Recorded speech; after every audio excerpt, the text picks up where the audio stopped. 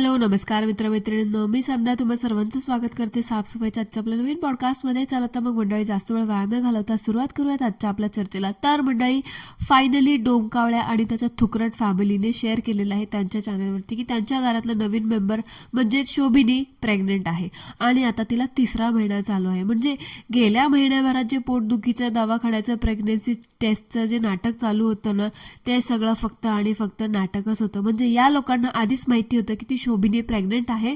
अगर माहिती होतं तर मग ह्या लोकांनी एवढं सगळं नाटक का केलं, हा प्रश्न तुमच्यासारखा मला पण पडला होता. पण हे लोक तर काही त्या प्रश्नाचं उत्तर देणार नाहीत, म्हणून मी सांगते की हे सगळं नाटक कशासाठी केलं होतं ते. एकतर पहिले 3 महिने महाराष्ट्रात काय कुठे सांगत नाहीत की आपल्या घरातली कुठली व्यक्ती प्रेग्नेंट आहे ते.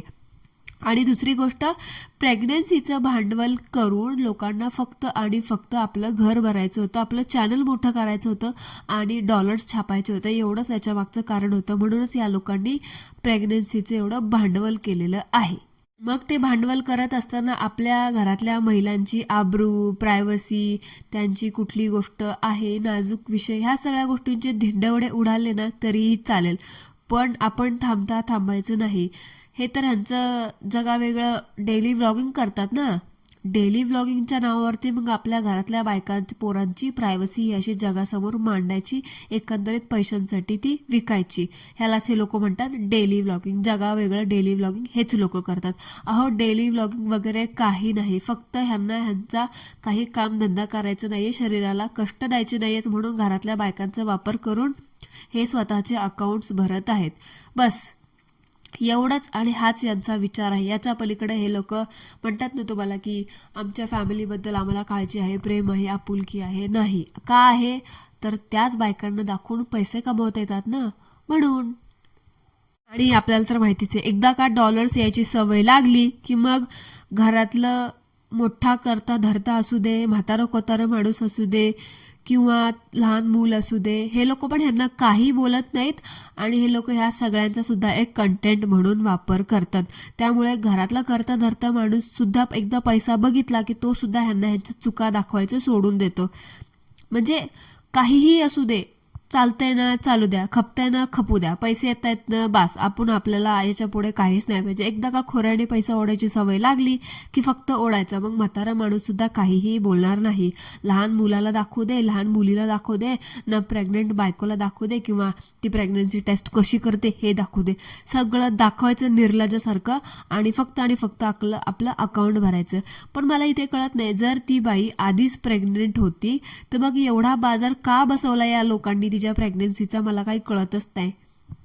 ते तर असू द्या, ह्याचं उत्तर आपण लवकरच शोधून काढूयात. आता एकतर आपण अंदाजा बांधलेलाच आहे की फक्त आणि फक्त चॅनल मोठं करण्यासाठी आणि अकाउंट भरण्यासाठीच केलेलं आहे यांनी.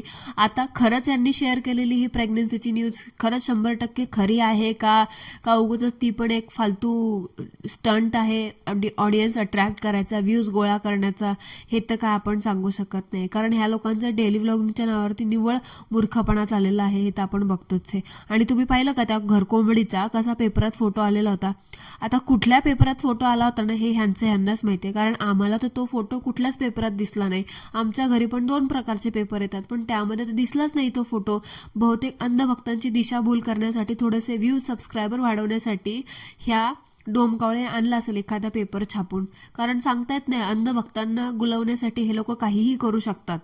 आणि तेच ह्यांनी केलं असावं. एकटीचाच फोटो आला. आता मला सांगा, ते चॅनल फक्त त्या कोंबडीच्या नावाने आहे, पण त्या चॅनलचा सगळा ताबा ह्या डोमकावळ्याच्या हातात आहे. मग खरं बघायला गेलं तर चॅनलवरती त्या कोंबडीचा फोटो कसा काय येऊ शकतो? म्हणजे ह्या लोकांचं हे ठरवलं, बायकोच्या नावाने चॅनल काढायचं आणि त्या चॅनलवरती सगळा हागरूपणा ह्यांच्या नवऱ्यांनी करायचा. आणि हा डोमकावळानं अगदी तंतोतंत ते फॉलो करतोय.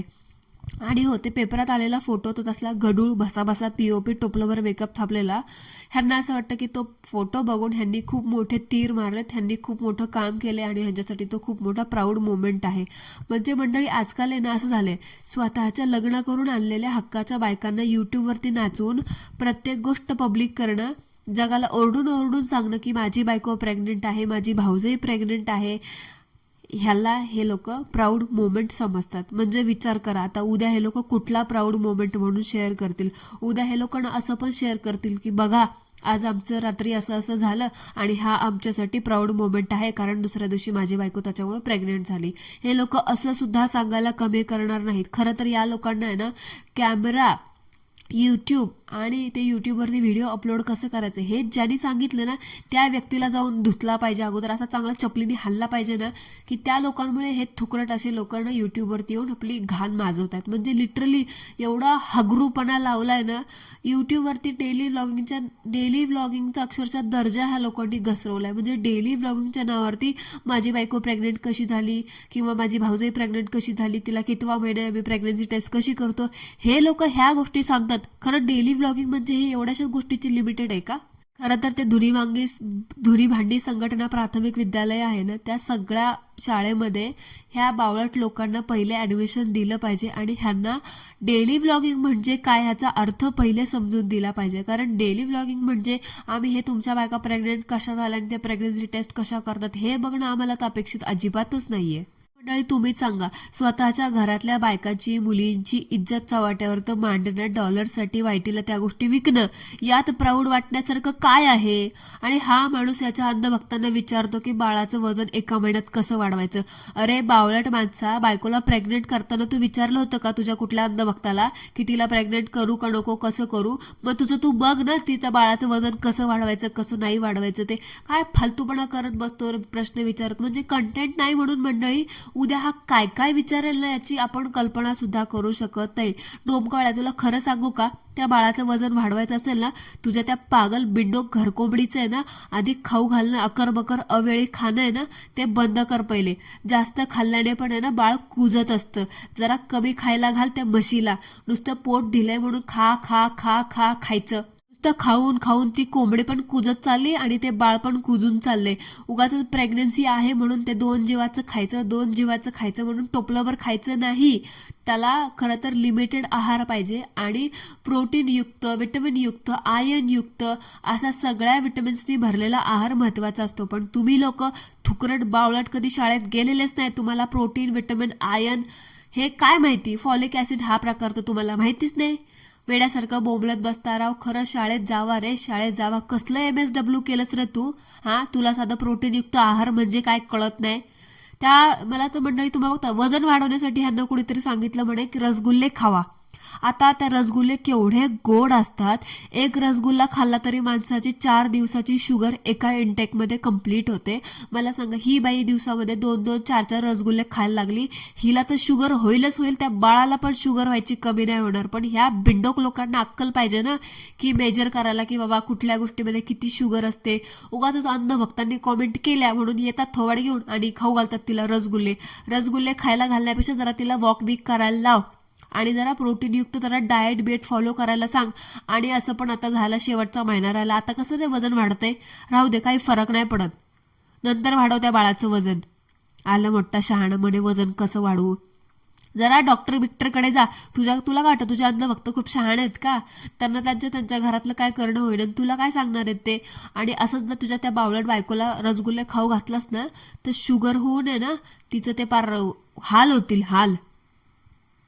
जरा लक्षात घ्या आपण काय करतोय, कुठल्या गोष्टीला फॉलो करतोय ते. उगाच प्रेग्नन्सीमध्ये एवढं शुगर खाणं चांगलं नाही. तुमचं काय, तुमचं आयुष्य तर झालं, तुम्ही जगलात, पण ते छोट्याशा बाळाला शुगर झाली आता तर त्याला किती त्रास सहन करावा लागेल. जरा याचा विचार आहे का नाही तुमच्या डोक्यामध्ये?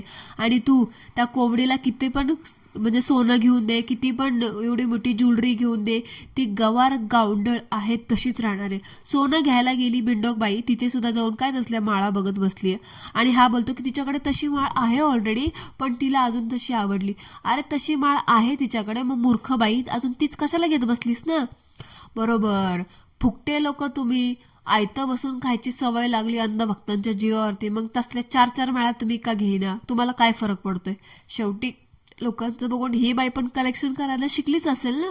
आणि तुला तसली माळच घ्यायची होती तर मग बाई जत्रेत जायचं होतं ना कुठल्या तरी. सोनाराच्या दुकानात कशाला गेलीस माळ घ्यायला? आली मोठी शहाणी माळ घेती. जा जत्रात मित्रात जा, तिथे जाऊन घे एखादी माळ. आली मोठी शहाणी. खरंच कसले लोक असतात काय माहिती. MSW केलंय आणि हे MCOMचा घोडा म्हणे.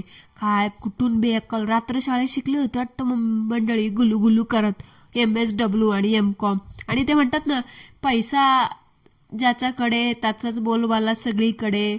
तसंच उदाहरण, तसंच काहीशी गत ह्यांच्या घरामध्ये पण मंडळी मला दिसून आलेली आहे. तुम्हाला आठवतं का, मागच्या वेळी डोमकावळा बोलता बोलता बोलून गेल्या होत्या ह्याच्या मनातल्या काही गोष्टी, की माझी माझी कोंबडी प्रेग्नेंट आहे, तिची डिलिव्हरी होईपर्यंत शोभिदीदी ते लवकर काय प्रेग्नन्सीचा चान्स घेऊ नये, कारण माझी बायको प्रेग्नेंट आहे, तिची डिलिव्हरी होईल, मग माझी ती किरीकिरी नावाची मुलगी आहे, तिला कोण सांभाळणार, माझी आई 2-2 सुनांचं बाळंतपण कसं करणार, वगैरे वगैरे असं खूप काही मनातल्या गोष्टी बोलून गेला होता.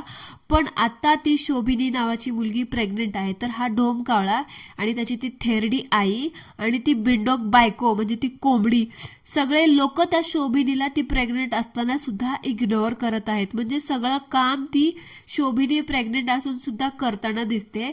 म्हणजे ह्या डोमकावळ्याला, त्याच्या बायकोला, त्याच्या आईला त्या शोभिनीशी काहीही घेणं देणं नाही. उलट आता त्या डोमकावळीचं म्हणजे डोमकावळ्याच्या बायकोचं म्हणजे त्या कोंबडीचं झालं 8 महिने पूर्ण झाले, त्याचा अर्थ तिला आता जास्त लक्ष द्यायची किंवा केअरची गरज नाहीये. आणि असं पण ती ऑलरेडी एक्सपिरियन्स बाई आहे, खूप पोचलेली आहे, एक बाळ झाले तिला आता, त्याच्यामुळे तिला कळू शकतं की कुठली गोष्ट कधी काय करायची. उलट ती शोभिनी आता प्रेग्नेंट आहे, नवीन फर्स्ट प्रेग्नन्सी तिची, 3 महिने चालत तिला, मग सगळ्यात जास्त केअरची, आरामाची गरज तिला आहे. पण हे लोक, ह्या डोमकावळ्याकडे पैसा दिसतो, त्याचे मिलियन तर नाहीत, मिलियनच्या जवळपास सबस्क्रायबर आहेत, मग हे लोक त्या डोमकावळ्याच्याच बायकोला नुसतं पुढं पुढं पुढं पुढं करतात. म्हणजे ती शोभिनी पण प्रेग्नेंट आहे, कसं ना 3 महिने असू दे, प्रेग्नेंटच आहे ना, पण ती बाई दिवसभर काम करताना मरमर काम करताना दिसते. आणि हा रेडा सिक्सर डोमकावळा, त्याची बायको बसून खाताना दिसते. म्हणजे जरा पण लाजा वाटत नाहीत ह्या लोकांना, कसले कुठून आलेत काय माहिती. खरंच आत्ता ना त्या डोमकावळीची पेक्षा त्या शोभिनीला आरामाची जास्त गरज आहे. पण बिंडोक कोंबडीला हिच्या पुढं केलेलं पटत नाही ना. शेवटी मोठी जाऊ आहे, लग्नामध्ये कसा मोठ्या जाऊनी मोठेपणा दाखवला होता, तसंच आत्ता पण दाखवते. ती शोभिनी दिवसभर मरमर सगळं काम करत असते आणि ही मात्र बसलेली असते. सासू पण तिला म्हणत नाही की बाबा जरा आराम कर वगैरे वगैरे. तर प्लीज असं करू नका, उलट तिच्यापासून थोडं लक्ष डायव्हर्ट करा. आणि आता नव्यान सुनेकडे बघा, तिला जास्त गरज आहे तुमच्या केअरची, तुमच्या आरामाची. एक गोष्ट लक्षात ठेवा, तुम्ही एखाद्या स्त्रीला तिच्या बाळंतपणामध्ये, तिच्या प्रेग्नन्सीमध्ये कसं ट्रीट करता ना, ते ती मरेपर्यंत तिच्या लक्षात राहते. आणि तुम्ही जर तिच्यासोबत असंच कुचकापणा करत राहिला ना, तुम्हाला ती मरताना पाणी सुद्धा देणार नाही. एवढी गोष्ट मात्र लक्षात ठेवा. म्हणजे मला ह्याच्या आईची एक गोष्ट कळतच नाही, दोघी पण दोन्ही सुना ह्याच्या स्वतःच्याच मुलांच्या बायका आहेत, बरोबर, मग एकीसोबत असा सावत्र सारखा व्यवहार का करायचा. त्या कोंबडीला नुसतं खाऊ घालायचं, खाऊन ती कोंबडी कुजून चालली आहे, तरीही हे लोक तिला खाच म्हणतात. आणि दुसरीकडे ती शोभिनी, तिला खरं तर खाण्याची गरज आहे, तर तिला खायला देत नाहीत. म्हणजे खाऊन एक बाई अशी कुजून चालली आहे आणि दुसरीकडे खायलाच मिळत नाही. खरंच तुम्ही बघितलं असेल त्या शोभिनीचं काय ते शरीर, एवढंसं काडी मोडं, आणि त्यात अजून ती प्रेग्नेंट. म्हणजे सगळ्यात जास्त रिस्क त्या मुलीला आहे, सगळ्यात जास्त रिस्क त्या बाईला आहे प्रेग्नन्सीची. पण ह्या लोकांना तिच्याशी काहीही घेणं देणं नाही. म्हणजे सून आणली का घरात कामवाली बाई आणली ना, मला हे काही कळलंच नाही. जरा त्या डोमकावळ्याच्या बायकोकडे लक्ष देणं कमी करा. खाऊन ती पागलबाई कुजून चालली आणि ते बाळ पण कुजून चाललंय. जरा नवीन नवरीकडे लक्ष द्या, ती नवीन आई आहे, नवीन आई होणारे, फर्स्ट टाइम तिचं बेबी आहे, तिला सगळ्यात जास्त आरामाची, काळजीची, तुमच्या आपुलक्यापणाची गरज आहे. जरा तिच्याकडे लक्ष द्या. मंडळी, तुम्हाला पण ही गोष्ट जाणवली का की डोमकावळ्याची आई त्या श्याम आणि शोभिनी सोबत सावत्र सारखा व्यवहार करते आणि कोंबडी आणि शोभिनी मध्ये फरक करते, भेदभाव करते, त्या दोघींना सुद्धा सख्य सावत्र सारखं वागवते. तुम्हाला काय वाटतं याच्याबद्दल कॉमेंटमध्ये मला सांगा. आणि मी अजून एक गोष्ट नोटीस केली की डोमकावळ्याची आई आहे ना, ती तोंडात तंबाखू ठेवते आणि बोलते असं मला वाटलं. म्हणजे तुम्ही बघितलं असेल तिचे ते गाल, तिचे ते ओठ, असं वाटतं ना की तंबाखू ठेवते आणि बोलते. म्हणजे आता ते खरं आहे का खोटं आहे हे मला काही माहीत नाही, पण जेव्हा मी तिला बघते ना व्हिडिओमध्ये, तेव्हा मला तर असंच वाटतं की ही पण गुटखा किंगच आहे. तर गुटखा किंग नाही, तंबाखू क्वीन आहे. तर तुम्हाला काय वाटतं ह्याच्याबद्दल कॉमेंटमध्ये मला नक्की सांगा. सो भेटूया लवकरच एका नवीन चर्चेसोबत, एका नवीन नमुन्यासोबत. तोपर्यंत ॲज ऑलवेज सर्वांनी काय करायचं ते करा. थँक्यू सो मच, धन्यवाद.